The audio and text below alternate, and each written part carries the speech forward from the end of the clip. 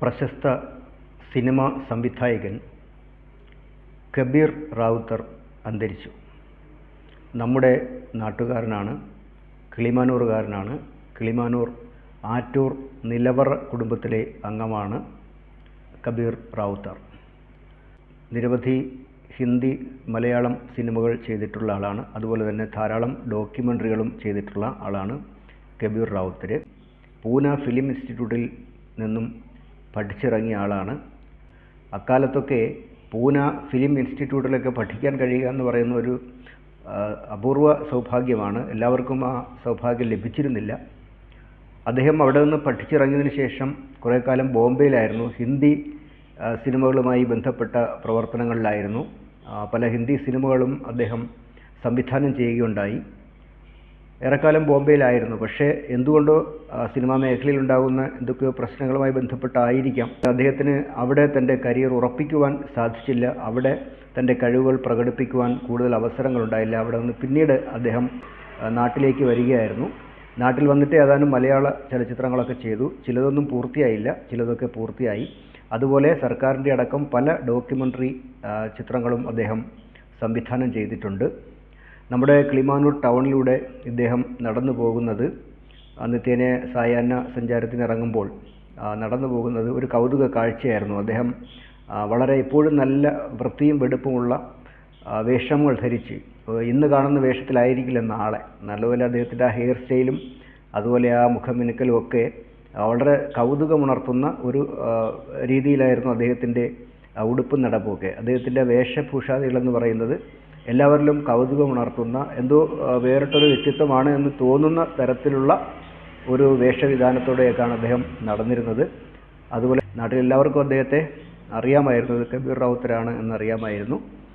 പക്ഷേ എന്തുകൊണ്ടാണെന്നറിയില്ല, അദ്ദേഹത്തിൻ്റെ കഴിവിനനുസരിച്ച് അദ്ദേഹം നേടിയ സിനിമ സംവിധാനത്തിൽ പൂന ഫിലിം ഇൻസ്റ്റിറ്റ്യൂട്ടിൽ നിന്ന് പഠിച്ചിറങ്ങിയിട്ട് കൂടി അദ്ദേഹത്തിൻ്റെ കഴിവുകൾ യഥാർത്ഥത്തിൽ വേണ്ട വിധം വിനിയോഗിക്കുവാൻ അല്ലെങ്കിൽ അതിനെ പ്രയോജനപ്പെടുത്തുവാൻ കഴിഞ്ഞിട്ടില്ല എന്നുള്ളത് വളരെ വിഷമമുണ്ടാക്കിയിട്ടുള്ള ഒരു കാര്യമാണ്. അദ്ദേഹത്തിൻ്റെ കഴിവുകളെ യഥാവിധി അദ്ദേഹത്തിന് ഉപയോഗിക്കാൻ അല്ലെങ്കിൽ അദ്ദേഹത്തിൻ്റെ കഴിവുകളെ പ്രയോജനപ്പെടുത്തുവാൻ മലയാള സിനിമ മേഖലയ്ക്ക് കഴിഞ്ഞിട്ടില്ല, ഇന്ത്യൻ സിനിമാ മേഖലയ്ക്ക് കഴിഞ്ഞിട്ടില്ല. പൂന ഫിലിം ഇൻസ്റ്റിറ്റ്യൂട്ടിൽ പഠിച്ചിറങ്ങിയ അദ്ദേഹത്തിൻ്റെ ജൂനിയറും സീനിയറും ഒക്കെ ആയിട്ടുള്ള പലരും വളരെ പ്രശസ്തരായ സിനിമാ സംവിധായകരൊക്കെ ആയിട്ട് പിന്നീട് മാറുകയുണ്ടായി. പക്ഷേ എന്തുകൊണ്ടും അദ്ദേഹത്തിന് അത്രത്തോളം ഉയരാൻ കഴിഞ്ഞില്ല. എന്തായിരുന്നാലും നമ്മളുമായിട്ടൊക്കെ പരിചയമുള്ള ആളായിരുന്നു. എൻ്റെ പിതാവുമായിട്ടൊക്കെ പരിചയമുണ്ടായിരുന്നു, വീട്ടിലൊക്കെ വന്നിട്ടുണ്ട്.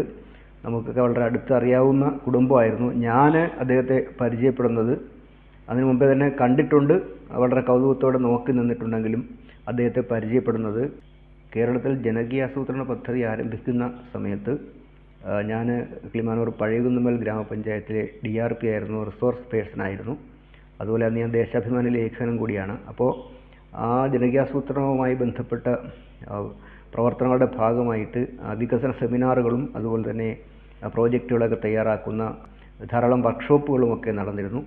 അപ്പോൾ കബീർ റാവുത്തരെ നമ്മളിലേക്ക് പ്രത്യേകം ക്ഷണിക്കുകയും അദ്ദേഹം ഈ വികസന സെമിനാറുകളിലൊക്കെ തന്നെ വരികയും അതുപോലെ നമ്മൾ പ്രോജക്റ്റ് തയ്യാറാക്കുന്ന വർക്ക്ഷോപ്പുകളിലേക്ക് വരികയും നമ്മുടെ പഴയകുന്നുമ്മൽ ഗ്രാമപഞ്ചായത്തിൻ്റെയും കിളിമാനൂർ മേഖലയുടെ ആകെ തന്നെയും വികസനത്തെ സംബന്ധിച്ചുള്ള അദ്ദേഹത്തിൻ്റെ സ്വപ്നങ്ങളും അതുപോലെ വളരെ വിലപ്പെട്ട നിർദ്ദേശങ്ങളുമൊക്കെ അന്ന് സമർപ്പിക്കുകയുണ്ടായി. അതെല്ലാം തന്നെ അന്ന് ഞാൻ തന്നെ നല്ല വാർത്തയായിട്ടൊക്കെ പത്രത്തിൽ കൊടുത്തിരുന്നു.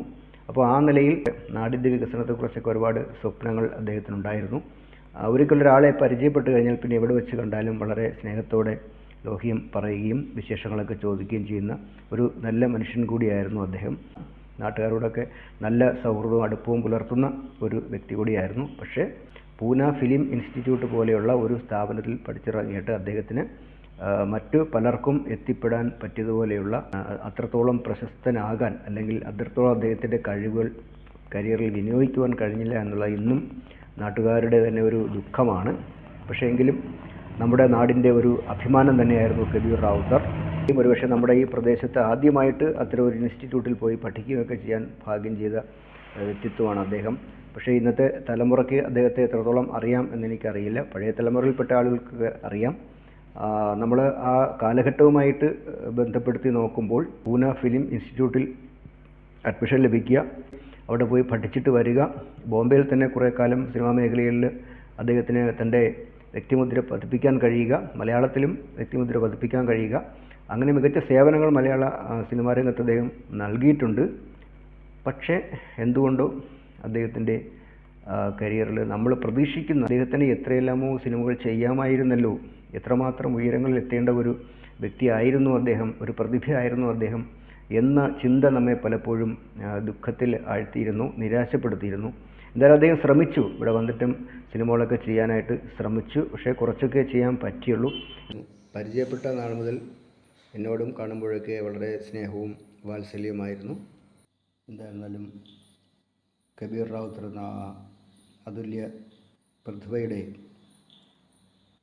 ദേഹവിയോഗത്തിൽ എൻ്റെ അഗാധമായിട്ടുള്ള ദുഃഖം രേഖപ്പെടുത്തുന്നു, ആദരാഞ്ജലികൾ അർപ്പിക്കുന്നു.